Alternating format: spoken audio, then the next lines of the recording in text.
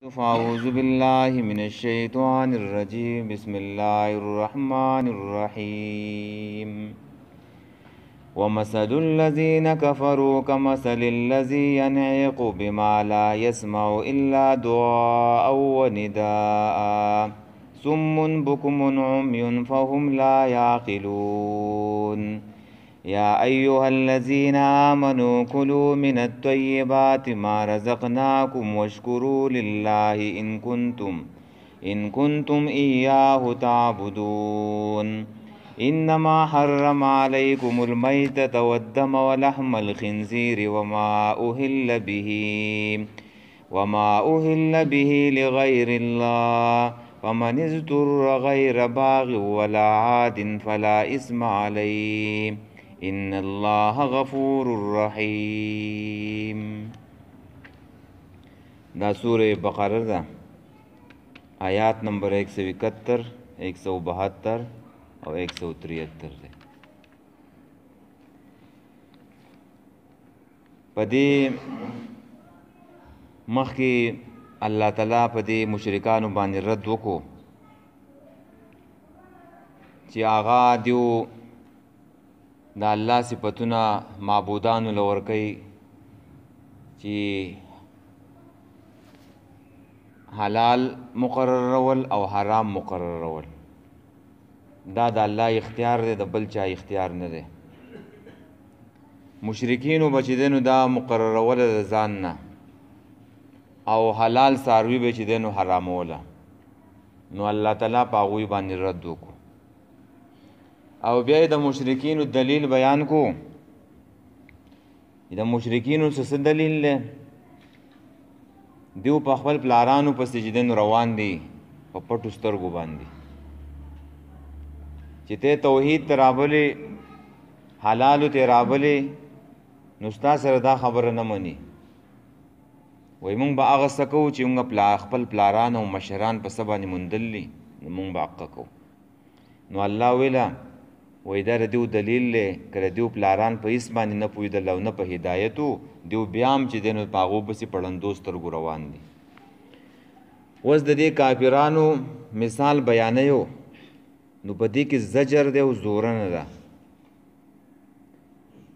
او هغه زجر او زورنه د مثال په انداز کې چې دی نو الله تعالی یې ورکوي چې د دې کافرانو مثال نه دی هغه کافران چې هغوی کفر کړی دی عنادن عناد دی دشمني ده پکې. د دیو مثال وایي داسې دی چې څوک د الله نه ماسوا نور معبودان رابلي. د هغې مثال وایي داسې دی چې یو شپنکی دی او هغه چې دی نو ګډو بیزو ته چې دی نو اواز کوي خو دا ګډې بیزې چې دی نو د اواز اوري خو په مقصد باندې نه پوهېږي چې د دې اواز کوونکي چې دی نو څه مطلب دی. نو دغه شانتې کې څوک د الله نه ماسوا نور معبودان رابلي نو هغه خو اواز نه اوري، که اواز واوري نو پوهېږي پې نه او که پوهې شي نو ستا نه تکلیف درې کولی شي او نه تا ته پیده در رسولی شي. د دې مشرکانو مثال هم په شان ویې دقې دی. دا یو مثال بعضې تفاسیرو دا بیان کړی دی. دویم د دې مثال بعضې تفاسیرو دا بیان کړی دی او ډېرو ګڼو تفاسیرو دا مثال بیان کړی دی چې دې مشرکانو ته چې کفر یې کړی دی عنادن نو دیو ته چې څوک دعوت ورکوي نو هغه داسې دی لکه شپنکی چې خپل ګډو بیزو ته آواز کوي نو آواز خو واوري خو په خبره باندې پوهې نه شي چې څه وویله. لکه یا نبی علیہ السلام دیو ته دعوت ورکوي یا بل چې دی نو داعی راپاسي او هغه دیو ته دعوت ورکوي نو هغه د دیو په خبره باندې نه پوهېږي، آواز خو واوري چې نبی علیہ السلام څه وویله خو نور په خبره باندې په مقصد باندې نه پوهېږي. دا ولي چې د دې خپلو باطل خدایانو په محبت کې ړانده شو دي، کاڼه شو دي او چاړایان شو دي، چاړاګان دي. نو دشمنی او انار ډېر خطرناک شی دی ښه سړی حق ته چې دی نو نه پرېږدي سړی لون کي او کونډ کي وایي د پلار او د زوی جګړه و نو پلار زوی ته ویله چې ځه ته زما زوی نه یې نو زوی له په دې باندې قار ورغی نو هغې وویله وایي قورانګو که زه تا پېژنم خپل پلار ته یې ویله نو دا بیا دشمني شي عناد شي ښه بیا سړی په هېڅ باندې نه پوهېږي د انسان په دماغو کې بله څه نظریه پرته ده کفر پکې پروت دی شرک پکې پروت دی بت پرستي پکې پرته ده کمیونیزم او سوسیالیزم پکې پروت دی نو هغې ته دین بیانو نو او پاک یو باندې پوهېږي دا دغه پیژنئ تاسو یو بورا دی او یو ګونګټ دی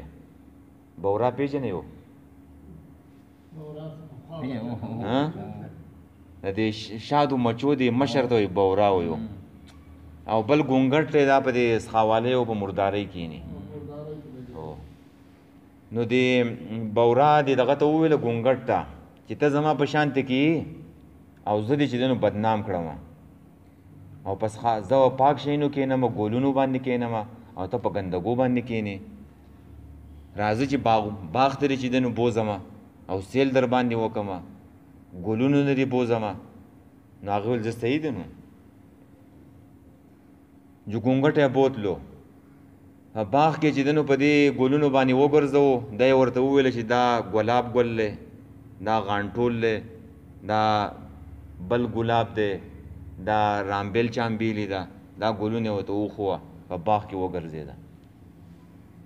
چې باغ کې وګرځېده بیا راواته بورا ورته ووایي چې ځو چې راواته جو دا بورا ورته ووایي باغ څنګه و ګلونه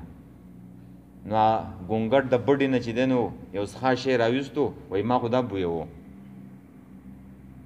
وایي تا زه ګلونه راوستی او ما خو دا بویوه نو دغه شانته کې دا نه دي دا کافران عنادیان چې د دیو په دماغو کې چې دی نو هغه نظریه پرته ده بت پرستي او شرک او د پلارانو هغه ړوند تقلید و نو هغې ته که نبي علیه السلام خبره وکړي که دعوت ورته ورکړي او داعي ورته وکړي نو هغه بل شی بویو او بت پرستي بویو شرک پیژني یا په دې زمانه کې نورې نظریې دي د اسلام نه علاوه چې بله نظریه پسې سړی روان شي نو هغه بویو په خبره باندې نه پوهېږي نو دا مثال دی ښه چې د دې خلکو مثال یا خو د هغه بې عقله ځناورو په شانتې کې دي چې په شپنکو روان کړي دا ګډې بېزې نو چې هغوی ورته اوازونه کوي نو په آواز باندې حرکت کوي یا ورته شپېلې وایي نو هغه څاروي اخوا دېخوا کېږي خو په دې نه پوهېږي چې دا سړی چې دی نو څه ویو دا خبره چې دی نو څه کېږي دغه شان کې دا کافران دي عنادیان ومثل الذین او مثال دا کسانو کفرو چې کفر یې کړی دی که مثل الذی په شان د هغې سړي دی ینیقو چې اوازونه کوي بما هغه څه ته هغه ګډو بېزو ته لا یسمعو چې نه اوري الا دعا او وندا مگر آواز او چغه د دیو یا ورو آواز او یا چې دی نو پټ آواز تیز آواز دعان آواز وندان او بلنه سمون کاڼه دي دا داسې دي هم که سمون دیو په شان چې دی نو د ړندو دي او بوکمون ګونګیان دي دې ته تشبیه بلیغه وایي ښه دیو په شان د کڼو دي د حق نه او عمیون ړانده دي د حق نه او په هم لا یا او عمیون چاړېګان دي د حق نه یعنی حق خبره نه وي په جواب باندې په هم لا یعقلون نو دیو د عقل نه کار نه اخلي ړانده دي او کاڼه دي د حق نه ځکه چې کفر یې عنادن کړی دی عنادن او د ضد نه عمر رضی الله تعالی عنه مبارک راځي چې هغه لاړو شام ته نو په شام کې دا راهبان چې دی نو ولیدله راهبان نو عمر رضی الله تعالی عنه وویله وی عمل کوونکي دي خو ځان یې هسې ستړی کو عمل کوي خو ځان یې هسې ستړی کو نو دغه شانته کې چې دی نو دا غلطو عقیدو والا پیران دا به وي چې عمل به کوي خو هسې به چې دی نو ځان ستړی کوي چې هغه د پیغمبر په طریقه نه د سنت په طریقه باندې نه یو یا ایها الذین آمنوا یا کسانو چې ایمان هم راوړی دی کلو من الطیب دا مخکې عام خطاب و یا ایها الناس کی کلو من الطیبات کلو مما فی الارض حلالا طیبا اوس چې دی نو خاص خطاب دی مؤمنانو ته خطاب دی او دا د حرام او د حلالو مسائل چې دی نو شروع دي یا ایها الذین آمنوا یا کسانو چې ایمان هم راوړی دی کلو خورئ من الطیبات د پاکو شیانو نه چې حلالې او پاکې طیبې نو دا به څه شی دا به خورې او چې طیب او حلال نه نو د هغې نه به چې دی نو ځان ساتي او حدیث کې راځي صحیح مسلم په دې ځای کې نقل کړی دی او دا ابن کثیر راوړی دی او امام قرطبي چې دی نو راوړی دی چې نبی علیہ السلام وفرمایل چې ان الله طیب الله پاک دی لا يقبل الا طیبا نه قبلی مگر پاک شی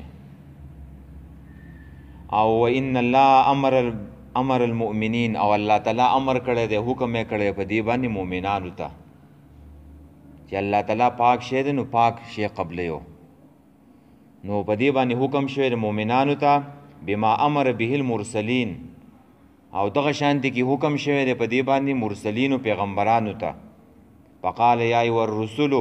کلوا من الطیبات واعملوا صالحا چې پیغمبرانو خورئ پاک شیونه واعملوا صالحا او عمل کوئ نیک مخکې څه وویله چې خپل رزق چې دی نو هغه صفا کوي وروستو چې عمل کې نو هغه څه پیدا کوي او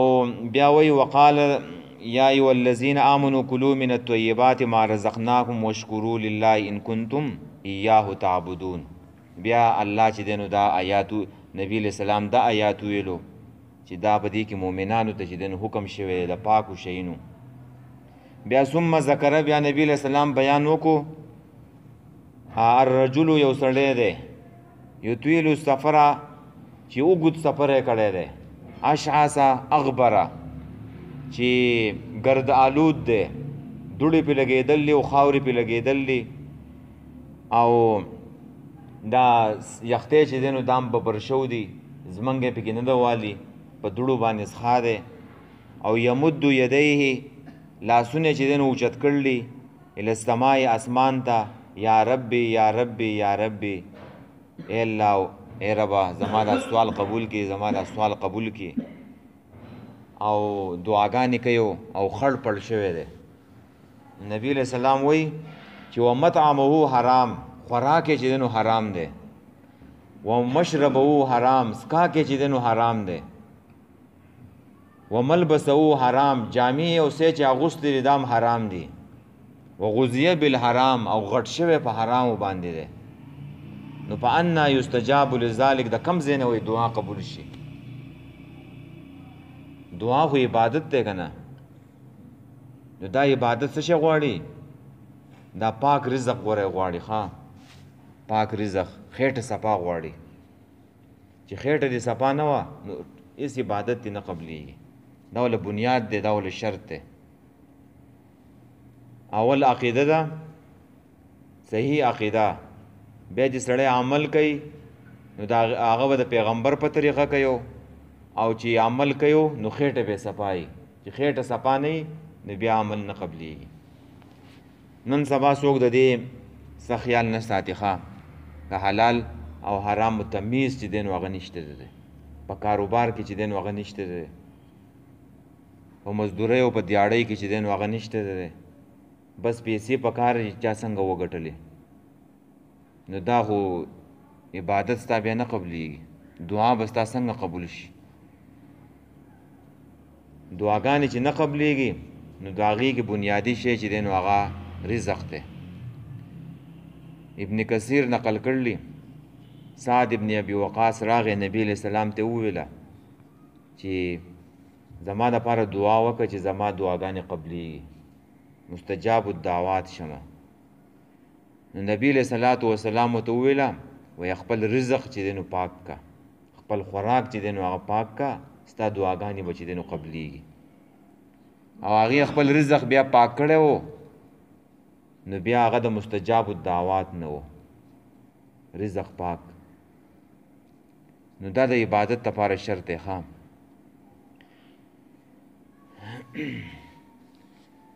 نو یا او رزق چې دی نو ګټې لږ به حلال به چې دی نو لږي، خو په هغې کې به چې دی نو الله چې دی نو برکت اچوي.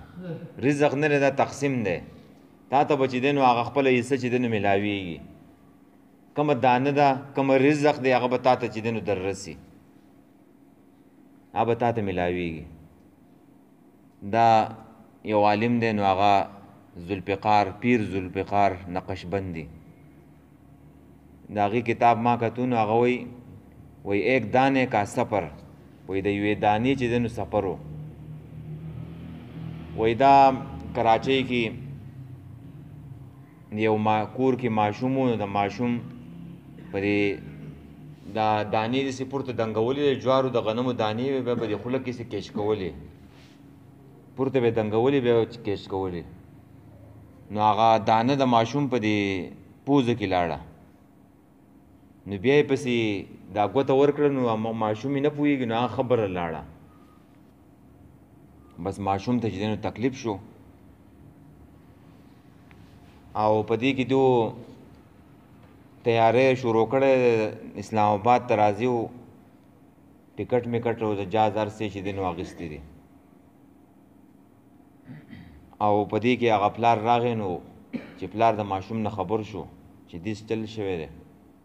او هلته هغوی ټکټ هر څه چې دی نو راغیستي و، نیمه ګنټه وه پکې. نو پلار یې ورته ویلي اوس که هر څه دی خو زموږ نه دا فلایټ مس کېږي او اسلام آباد ته به ځو، هلته چې دی نو زموږ د ترور زوی دی هغه ډاکټر دی، نو هغې ته به ښایو. بس انتظار به کوي، یوه ګنټه یوه نیمه چې دی نو انتظار به کوي، دا تکلیف به برداشت کوي. ولې دی دا شرارت کولو،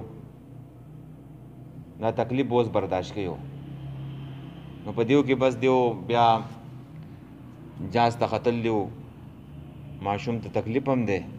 خو بیا چې دی نو راغلی د کراچۍ نه اسلام آباد ته راغله. نو چې راله هلته هغه ترور که چې دی نو لاړه، نو هغه ډاکټر لا اسپتال لا نه و راغلی، دیو کور ته ورسېدله. نو چې هلته دیو کېناسته، نو د ماشوم له چې دی نو پرنجی راغی، پرنجی. نو چې پرنجی څنګه وکوجو، هغه دانه چې دی نو ستښکته راودنګېدله، په ځمکه ولګېدله. نو هلته یوه چرګه ګرځېدله، او هغه چرګه رالیسته چې دی نو هغې وخوړله. نو هغې لیکلي چې د دې چرګې په دې دانه کې څه قسمت شوی، نو الله ولې څنګه چې دی نو راورسوله. دغه د دې چرګې چې دی نو رزق و، په سوونو میله چې دی نو د کم ځای نه چې دی نو دانه راله کراچۍ نه اسلام آباد ته. نو مطلب دا دی چې دا رزق هم چې دی نو دا به تا ته در رسي، او چې د چا څومره رزق دی نو هغه به خوري، نو هله به مړ کېږي. ښه اوس که دا رزق ډاکټر صاحب خبره کوله، رقیب ډاکټر و، وایي د انسان دپاره وایي که 10 ټنه خوراک لیکلی شوی دی که نه، 10 ټنه، نو دا اوس که ته په 1 ورځ خوري، او که په 2 ورځو کې خوري، او که په 3 ورځو کې خوري، نو چې دغه رزق دی مکمل کو ایسته مړ کېږي. نو او که ته دې اوس لږ لږ خوري، نو که لږ لږ د خوړو جو صحتمند به جسم به دې برابر وي، صحت به دې برابر وي، نو عمر به دې چې دی نو هغه به لږ به ښه، او که ډېر دې کو جو هغه به څه چل به وشي، دغه معده به دې کمزوري شي، او اندامونه او دننه چې کم نظام دی به کمزوري شي، جو ایسته به چې دی نو هغه رزق به چې ایسته زر ختم شي، بیا به د دنیا نه چې دی نو ایسته لاړ شي. نو مؤمنانو ته د څه شي حکم دی؟ د پاک شیونو. ښه یا ایها الذین آمنو، مؤمنانو ته خطاب د دې امت ته، ای ایمان والو کلو خورئ من الطیبات، د پاکو شیونو نه ما د هغې نه رزقناکم چې موږ درکړې تاسو ته وشکرو لله یو شکر ادا کوئ د الله. شکر څه ته وایي؟ دا مخکې دا الفاظ تیر شو دي. شکر دې ته وایي چې انسان چې الله په دې بنده باندې کومه نعمت کړی دی چې د هغې اظهار وکړي او په جواب باندې شکر دا دی چې انسان د الله حمد او ثنا صفت بیان کړي. لکه ډوډۍ دې وخوړه، رزق دې وخوړو، الحمدلله ووایه. حدیث کې راځي په دې باندې الله رضا کېږي، خوشحالیږي. چې څوک د خوراک څښاک نه پس الحمدلله ووایي. نو دا د ژبې شکر دا دی. ښه د زړه شکر دا دی چې په زړه کې به یې د الله سره محبت یې ګورئ، د دې نعمتونو د دې رزقونو چې دا الله راکوي نو د الله سره به په دې زړه کې محبت یې مینه به او د دې اندامونو شکر دا دی، د دې لاسونو، د دې خپو، د دې اندامونو چې په دې باندې انسان د الله تابعداري وکړي، د الله اطاعت وکړي، دا په الله په بندګۍ کې دا بدن چې دی نو استعمال کړي، دې ته چې دی نو شکر وایي. او بیا د دې شکر چې دی نو 15 اجزا دي. ښه 15 شیونه په دې کې داخل دي. یو دا دی چې دا شاکر نه دی، دا شاکر دی مشکور ته چې دی نو عاجزي وکړي، الله ته چې دی نو عاجزي وکړي چې الله پاک دومره نعمتونه، صحت دې راکړی دی، خوراکونه او رزقونه دې راکړلي، کور دې چې دی نو راکړی دی، او میوې چې دی نو هغه راکې، بچي چې دی نو هغه راکې. نو دا شاکر به څه کوي؟ مشکور ته به چې دی نو څه کوي؟ عاجزي به کوي. بل به د دې انسان د الله سره چې دی نو محبتي مینې به یې ښه چې د دې نعمتونو باوجود زه ولې د الله نافرماني کومه، د الله سره به محبتي. او بل د دې نعمت اظهار به چې دی نو کوي په ژبه باندې، یا را په یادوي به چې الله دا نعمتونه دې په ما باندې کړلي. او څلورم دا چې د الله تعالی حمد او ثنا بیان کی. او پنځم دا چې دا کم نعمت نه دی، ناکم نعمت چې پتا باندې کړی شي، دا د الله په اطاعت کې چې دی نو ته استعمال کې. لکه مال یې درکړی دی نو چې مال د الله په نافرمانی کې استعمال نه کې. اولاد یې درکړی دی چې اولاد د الله په نافرمانی کې استعمال نشي. پویه درکړله پویه چې دا پویه د الله د دین لپاره چې دی نو دا استعمال شي، په ګناه کې چې دی نو استعمال نشي. دغه شان دا مال دولت بچي دا ټول پکې داخل دي. پوهه لیکل ته چې دی نو کولی شي، لیکل لوستل کولی شي، تقریري صلاحیت دی، تقریري صلاحیت دی چې دا د الله په نافرمانی کې چې دی نو استعمال نشي. د دې نعمت شکر دا دی. افلا اکون عبدا شکورا. بی بی عایشی نبی علیہ السلام ته ویله وایي ته دومره محنت چې دی نو هغه ولیکې چې دا خپې دي چې دی نو وپړسېږي ټوله شپه ولاړې، تا ته خو الله تعالی هر څه معاف کړلي. نو نبی علیہ السلام ورته وایي افلا اکون عبدا شکورا، آیا د الله تعالی شکر گزار بنده جوړ نه شمه؟ دا خو د الله شکر دی چې زه د الله بندګي کوم. بندګي کول څه دی؟ شکر دی. ګوره او دا حلال رزق هم د دې لپاره خورو چې په دې کې زموږ په دې بدن کې طاقت او قوت پیدا شي، او په دې باندې بیا موږ د الله بندګي وکړو. دا رزق او خوراک څښاک د دې لپاره دی چې موږ د الله بندګي وکړو، په دې کې جسم کې طاقت او قوت چې دی نو هغه پیدا شي. خجی وشکرو لله، یو شکر ادا کوي د الله. ان کنتم کچریه تاسو، کچر تاسو خاص ایاهو تعبدون، هغه بندګي کوونکي، داغه اطاعت کوونکي. دلته عبادت معنا په معنا د اطاعت تطیعون، او اطاعت او عبادت ادا دی چې د الله حلال کړی شوي شي نه حلال وګڼي، او د الله تعالی حرام کړی شوي شي نه حرام وګڼي. نو دا چې دی نو څه شی دی؟ دا عبادت دی. بس دی دا دو آیاتونه پوری، دا بل بیا لږ تفصیلي دی. خجی ومثل الذین، او مثال دا کسانو کفرو چې کفر کړی دی عنادن، کمثل الذی پشان دا سړی دی ینیقو چې آوازونه کوي بما هغه ګډو بزو ته، هغه حیواناتو ته، لا یسمعو چې ناوري الا دعا او ندان، مگر آوازونه او چغې مگر آواز او بلنه. دغه شانته کې چې څوک د الله نه ما سیوا نور خدایان رابلی نو هغه आवाज ناوري په خبره باندې نه پويږي او مدد ورسره چې دی نو نشي کوله. دغه شانته کې د دې مشرکانو مثال د دې ګړو بيزو په شان کې دی. سمون دیو کان دی بکمون لا گونگیان دی امیون راند دی په هم لا یاقلون پس دیو د عقل نکار ناخلی. د خپل خدایانو په محبت کې راند شو دیو کان شو دیو چاړېګان شو دی. یا ایها الذین آمنوا ایمان والو کلوا خری من الطیبات د پاکو شینو نا چې حلالي چې شریعت داغي اجازت ورکړی او طبیعت چې دنه هم خغنی طبیعت هم خغنی. پرون آیات کې موږ ویلو چې حلالن طیبن چې حلال چې یو شی ستا طبیعت نه مني مې خوره خو عقیده به ساتي چې دا حلال له لکه املغ شو خادمه شو بیزه شو دا حلال دی او که ستا طبیعت نه مني مې خوره خو عقیده به دا ساتي چې دا حلال دی. ما د هغه نه رزقناکم چې موږ تاسو درکړي دي وشکرو لله شکر کوئ د الله په جبه باندې شکر کوئ په زړه سره شکر کوئ او په عمل سره د الله شکر کوئ.